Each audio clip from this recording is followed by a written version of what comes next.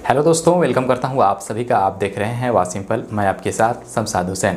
बिहार से 4 महत्वपूर्ण और बड़ी खबर यहां पर निकल कर आ रही है जो बड़े ही काम की है, आपके फ़ायदे की है। तो इस वीडियो को बिना स्किप किए लास्ट तक ज़रूर देखिएगा। 4 अपडेट हम आपको यहां पर बताने जा रहे हैं।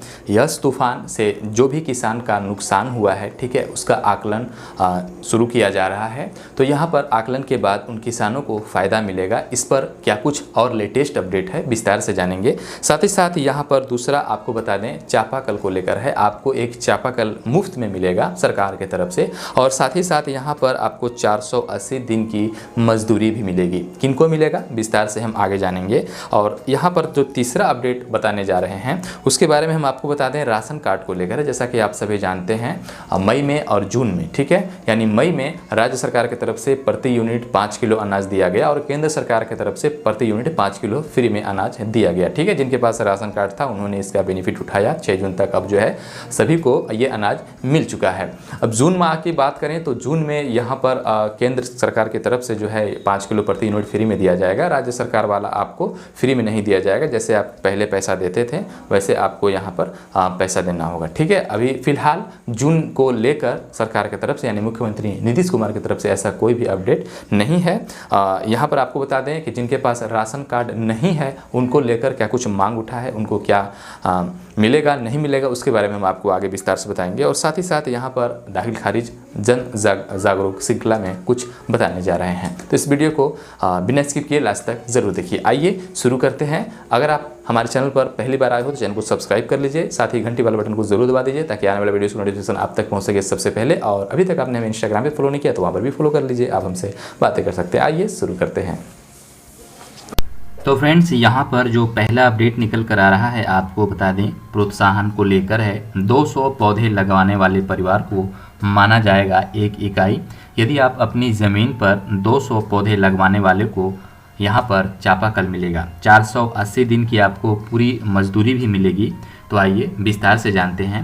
राज्य का हरित आवरण बढ़ाने में सरकारी ज़मीन की कमी को पूरा करने के लिए निजी ज़मीन पर पौधरोपण को बढ़ावा देने की योजना को सफल बनाने के लिए राज्य सरकार कई सहूलतें दे रही है। कोई किसान या ज़मीन मालिक अपनी ज़मीन पर पौधे लगवाएगा तो उसकी देखभाल के लिए मनरेगा से श्रमिक दिए जाएंगे। यही नहीं, सिंचाई के लिए पौधरोपण वाली जगह पर सरकार चापाकल भी लगाएगी। मुख्यमंत्री ने सभी विभागों को राज्य में हरित आवरण को 15% से बढ़ाकर 17% करने का लक्ष्य दिया हुआ है।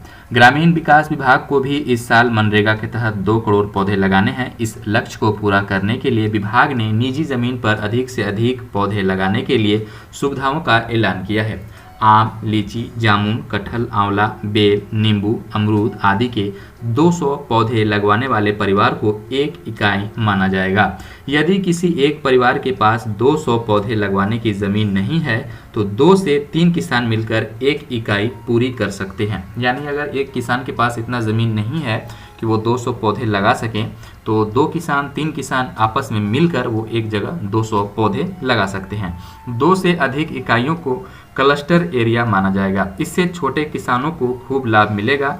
और निजी भूमि पर आपको बता दें, यदि किसी परिवार के पास 200 पौधे के लिए ज़मीन नहीं है तो यहाँ पर 2-3 किसान मिलकर 1 इकाई पूरी कर सकते हैं। देख रेख के लिए आपको 5 साल तक हर 8 दिनों की मजदूरी मिलेगी। यानी आप अगर पौधे लगाते हैं तो उसको देख रेख के लिए 5 साल तक हर माह 8 दिनों की आपको मजदूरी मिलेगी। पूरे माह की नहीं, हर माह में 8 दिनों की आपको मजदूरी मिलेगी, ऐसा श्रवण कुमार ने कहा है।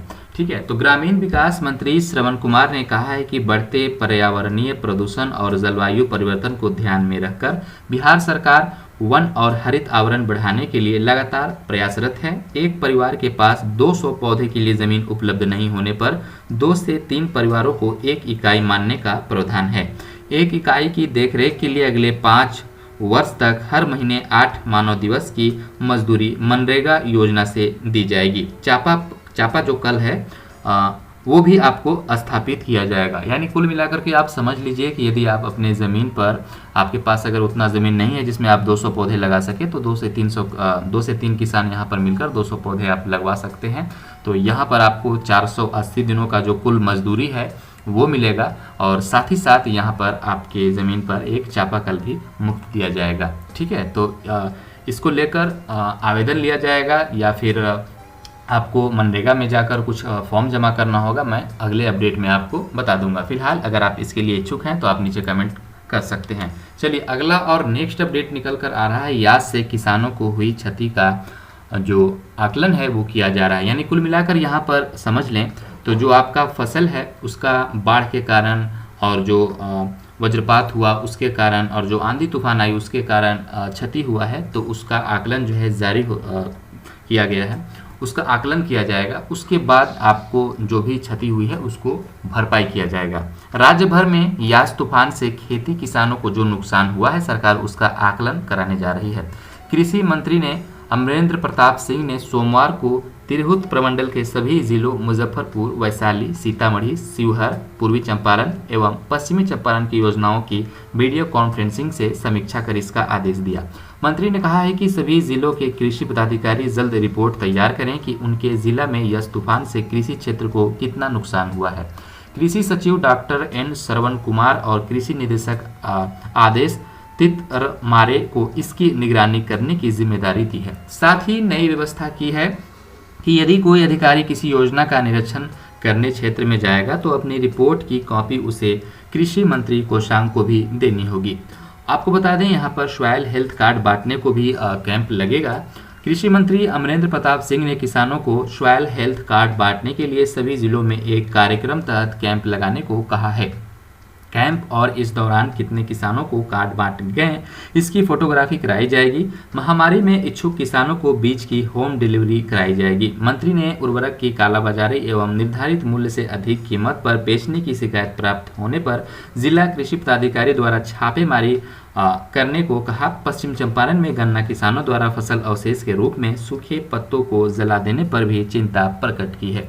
चलिए अगला और नेक्स्ट अपडेट निकल कर आ रहा है, उसके बारे में हम आपको बता दें। यहाँ पर जैसा कि आप सभी जानते हैं कि मई माह में यहाँ पर राज्य सरकार की तरफ से जिनके पास राशन कार्ड था उनको प्रति यूनिट 5 किलो फ्री मुफ्त में अनाज दिया गया और केंद्र की तरफ से प्रति यूनिट 5 किलो मुफ्त में अनाज दिया गया।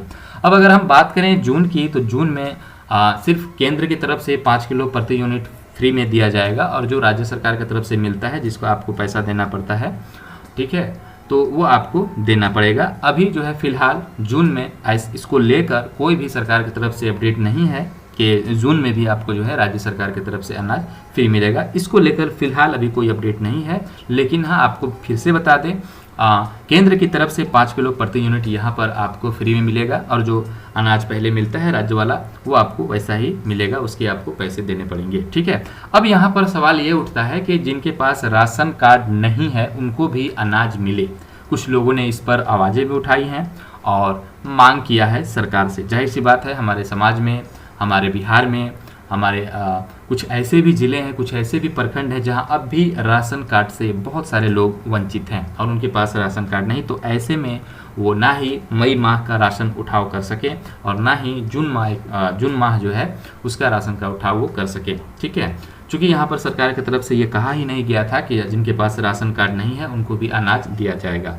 तो यहाँ पर आपको बता दें लॉकडाउन से असंगठित मजदूर, रिक्शा, टेम्पो, ऑटो चालक व गरीब परिवार के खाता में 5,000 रुपये उपलब्ध कराने व राशन कार्ड से वंचित परिवारों को आधार कार्ड पर निःशुल्क राशन मुहैया कराने की मांग को लेकर बुधवार को पार्षद संघर्ष मोर्चा ने प्रदर्शन किया। इस प्रदर्शन का आप कितना साथ देते हैं नीचे कमेंट में आप ज़रूर हमें बताइएगा। ठीक है, प्रदर्शन का नेतृत्व पार्षद शोभा देवी कर रही थी। प्रदर्शन में पूर्व पार्षद बलराम चौधरी, मोहम्मद जावेद, रजनीश कुमार राय, शरीफ अहमद, रंगरेज, एजाजुद्दीन, शानू, भूषण माली, ध्रुव पंडित, बिक्की अवस्थी, शशि कुमार, रमेश कुमार, राकेश कुमार, जरीना खातून, राम शकी देवी, मासूमा खातून, सुशीला देवी, आमना खातून, उर्मिला देवी समेत अन्य लोग शामिल थे।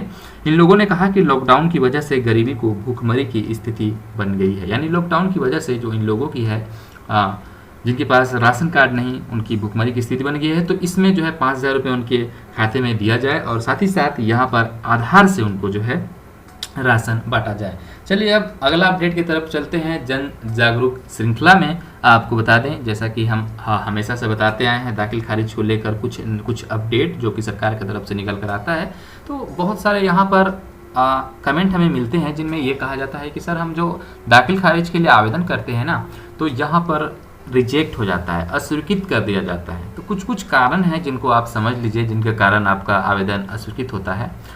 तो यहाँ पर बताया गया है कि आवेदन में किसी प्रकार की अगर त्रुटि है तो मानवीय भूलों के चलते आवेदन के समय हुई त्रुटियों के निराकरण के लिए निम्नलिखित उपाय आपको करना है। हमेशा प्रयास करें कि जानकारी स्वयं या किसी विश्वास वाला आदमी, ठीक है, एवं जानकार द्वारा ही भरा जाए। मैं रिकमेंड करूंगा कि आप स्वयं से ही भरें। दाखिल खारिज कैसे करते हैं उस पर तो हमने आपको पहले वीडियो बनाकर दे दिया है, आप मोबाइल से ही कर सकते हैं। मोबाइल नंबर की हमेशा सही प्रविष्टि करें ताकि आवश्यक सूचना आपको प्राप्त होता रहे। अगर किसी भी सेवा प्रदाता की सेवा ले रहे हैं तो उसकी सक्षमता के बारे में आश्वस्त हो लें तथा उनके निरंतर संपर्क में रहें। आवेदन भरते समय अपने विवरणों को साक्ष्यों से सही मिलान कर लें। किसी भी त्रुटि का सुधार करने हेतु जब आपको नोटिस SMS के माध्यम से मिले तो समयावधि यानी समय रहते हुए अपने अंचल कार्यालय से आप संपर्क कर लें। अस्वीकृति का कारण आवेदन के समय संलग्न किए गए दस्तावेजों का संदिग्ध या अपठनीय होना। आवेदन भरते समय यह आश्वस्त हो ले कि अपने मूल प्रति से ही इसकी छाया प्रति अपलोड की हो, ठीक है, यानी जो ओरिजिनल जो केवाला होता है उससे ही उसकी छाया प्रति से ही आपने अपलोड की हो। कई बार ऐसे स्कैन कर लेते हैं जिसमें पता ही नहीं चलता कि क्या लिखा हुआ है। हर दस्तावेज एकदम सुस्पष्ट और पठनीय हो, यानी स्पष्ट रूप से दिखता हो, समझ में आता हो, सामने वाला जो भी पढ़े उसको पढ़ने में आसानी हो, यानी पठनीय हो। आवश्यकता अनुसार साक्ष्य के प्रमाणित अनुवाद को भी संलग्न करें। अपलोड करने से पहले एक बार आप पुनः अवलोकन कर लें कि सारी जानकारी आपने सही भरी है, ठीक है। तो यही कुछ आज का लेटेस्ट अपडेट था। आशा करते हैं कि आपको ये वीडियो पसंद आया होगा। पसंद आया तो लाइक कीजिए और चैनल पर नए हो तो चैनल को सब्सक्राइब कर बेल आइकन प्रेस कर दीजिए। मिलते हैं किसी नेक्स्ट वीडियो में और फ्रेश टॉपिक के साथ। किसी भी टॉपिक पर वीडियो बनवाना